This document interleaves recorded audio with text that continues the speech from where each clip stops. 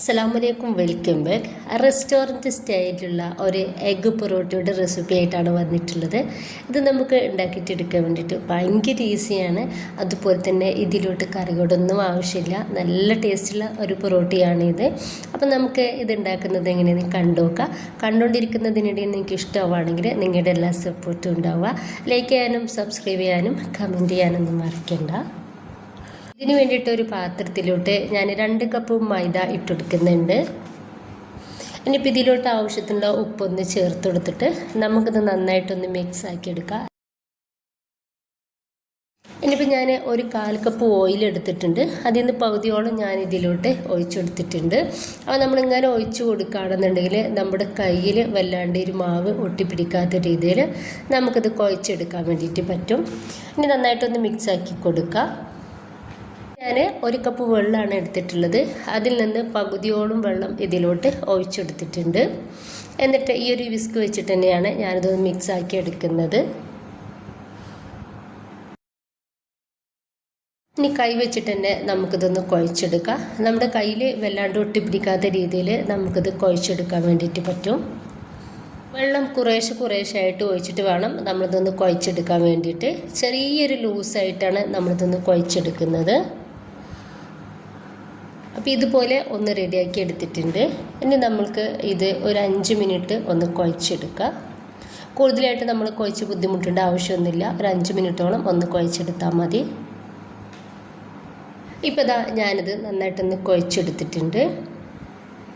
ഇനി നമ്മളിത് റെസ്റ്റ് ചെയ്യാനൊന്നും മാറ്റി വെക്കുന്നില്ല. നമ്മൾ ഇപ്പം തന്നെ ഇതൊന്ന് റെഡിയാക്കി എടുക്കുന്നുണ്ട്. 2 കപ്പ് മൈദ വെച്ചിട്ട് നമ്മൾ 4 എഗ്ഗ് പൊറോട്ടയാണ് റെഡിയാക്കി എടുക്കുന്നത്. അത്യാവശ്യം വലിപ്പത്തിലുള്ള എഗ്ഗ് പൊറോട്ടയാണ് നമ്മൾ റെഡിയാക്കി എടുക്കുന്നത്. ഇനിയിപ്പോൾ ഞാനിതാ 4 പീസാക്കിയിട്ട് ഒന്ന് കട്ടാക്കി എടുക്കുകയാണ്.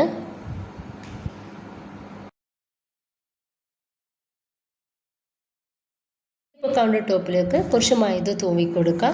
എന്നിട്ട് നമ്മൾ ഇതൊന്ന് പരത്തിയെടുക്കുക. വളരെ തിന്നായിട്ട് തന്നെ നമ്മളിതൊന്ന് പരത്തിയെടുക്കണം.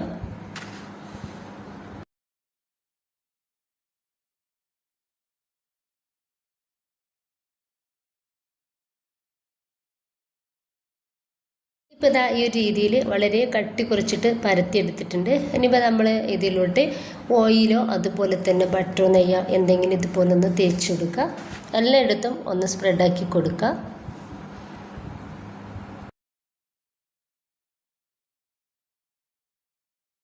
അതിന് ശേഷം ഇതിൻ്റെ മേലേക്ക് കുറച്ച് മൈദ തൂവി കൊടുത്തിട്ട് എല്ലായിടത്തും ഒന്ന് കൈവച്ചിട്ട് തന്നെ ഒന്നാക്കി കൊടുക്കുക. ഇനിയിപ്പോൾ നമുക്ക് സൈഡിൽ നിന്നും ഇതുപോലെ ഒന്ന് മടക്കി കൊടുക്കാവുന്നതാണ്.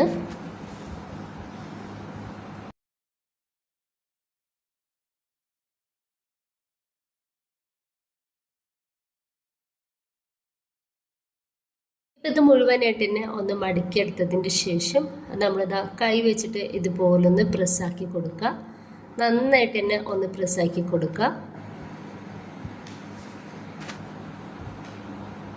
അതിന് ശേഷം ഇതിൻ്റെ മേലേക്ക് നമ്മൾ കുറച്ച് ഓയിൽ ഇതുപോലെ തേച്ചെടുക്കാവുന്നതാണ്.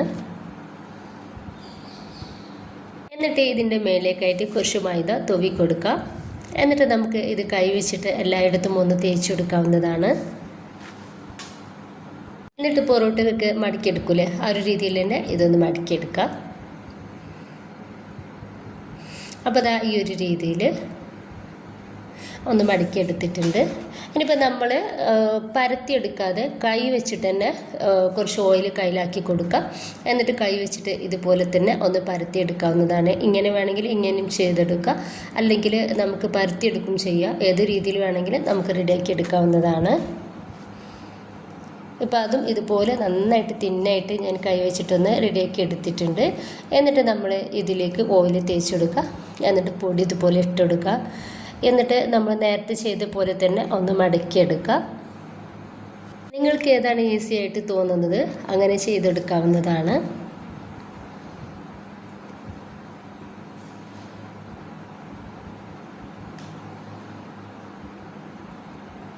ഇനിയിപ്പോൾ നമ്മൾ ഓയിലാക്കി കൊടുക്കുക.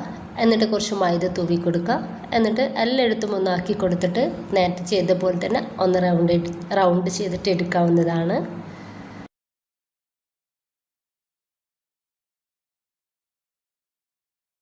ഇപ്പോൾ ഇതാ അത് മുഴുവനായിട്ട് റെഡിയാക്കി എടുത്തിട്ടുണ്ട്.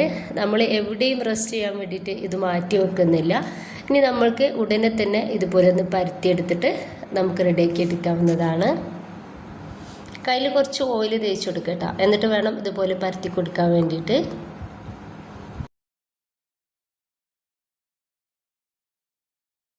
ഞാനൊരു ബൗളിലോട്ട് 2 കോഴിമുട്ട പൊട്ടിച്ച് ഒഴിച്ചിട്ടുണ്ട്. അതിലേക്ക് കുറച്ച് മല്ലിയുടെ ഇല ഇട്ടെടുത്തിട്ടുണ്ട്. ഇതിലോട്ട് ആവശ്യത്തിനുള്ള ഉപ്പ് കൂടി ഇട്ടെടുത്തിട്ട് നമുക്കിത് നന്നായിട്ട് തന്നെ ഒന്ന് മിക്സ് ആക്കി എടുക്കാം.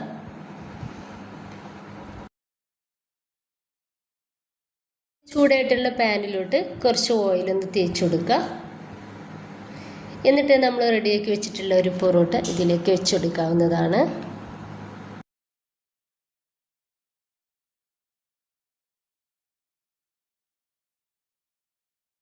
ഇനി നമ്മൾ ചെറിയ തീയിലിട്ടിട്ട് വേണം ഇതൊന്ന് റെഡിയാക്കി എടുക്കാൻ വേണ്ടിയിട്ട്.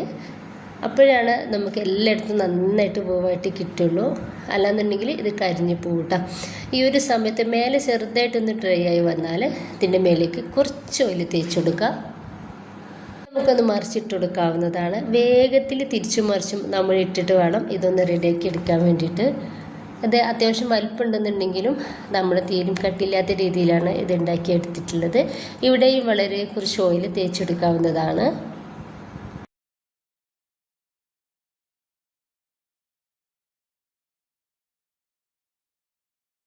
സൈഡിൽ ഇതുപോലത്തെ ഗോൾഡൻ കളർ ആവുന്ന സമയത്ത് നമ്മൾ റെഡിയാക്കി വെച്ചിട്ടുള്ള ആ ഒരു എഗ്ഗിൻ്റെ മിക്സ് ഉണ്ടല്ലോ, അത് ഇതുപോലെ ഒരു ബ്രഷിലാക്കിയിട്ടോ അല്ലെങ്കിൽ ടീസ്പൂൺ വെച്ചിട്ടോ നമുക്കിത് എല്ലായിടത്തും ഒന്ന് സ്പ്രെഡാക്കി കൊടുക്കാം. ഭയങ്കര ടേസ്റ്റാണ് കേട്ടോ ഇങ്ങനെ ചെയ്തെടുക്കുമ്പോൾ. നമ്മുടെ ഒരു പൊറോട്ടയ്ക്ക് നമ്മളിത് പുറത്തുനിന്നൊക്കെ കഴിക്കുകയാണെന്നുണ്ടെങ്കിൽ കുറച്ചൊക്കെ പൈസ അധികം തന്നെ നമ്മളിത് കൊടുത്തിട്ട് വേണം കഴിക്കാൻ വേണ്ടിയിട്ട്.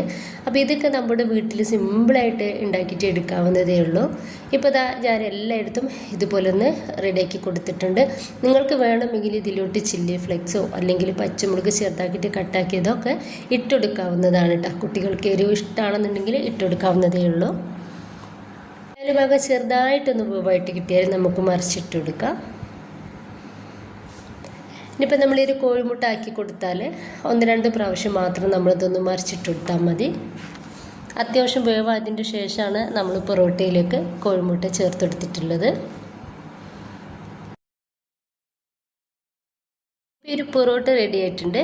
ഇത് നമുക്ക് പാനിൽ നിന്നും എടുത്ത് മാറ്റാം. ബാക്കി കൂടി ഇതുപോലെ തന്നെ ചെയ്തെടുക്കാവുന്നതാണ്.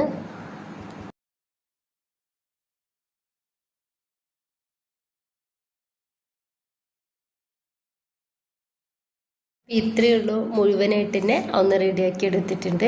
അപ്പോൾ എല്ലാവരും ഇതുപോലെ ഒന്ന് ട്രൈ ചെയ്ത് നോക്കുക കേട്ടോ. ഭയങ്കര ടേസ്റ്റാണ് ഇത് കഴിക്കാൻ വേണ്ടിയിട്ട്. കുട്ടികളൊക്കെ സ്കൂളിട്ട് വരുന്ന സമയത്ത് നമുക്ക് ഉണ്ടാക്കി കൊടുക്കാവുന്നതേ ഉള്ളൂ കേട്ടോ. അപ്പോൾ എല്ലാവരും ഇതുപോലെ ഒന്ന് ട്രൈ ചെയ്ത് നോക്കുക. ഇഷ്ടമായിട്ട് നിങ്ങളുടെ എല്ലാ സപ്പോർട്ടും ഉണ്ടാവുക. ലൈക്ക് ചെയ്യാനും സബ്സ്ക്രൈബ് ചെയ്യാനും കമൻറ്റ് ചെയ്യാനൊന്നും മറക്കേണ്ട. ഇൻഷാ അല്ലാഹ്. ഓക്കെ.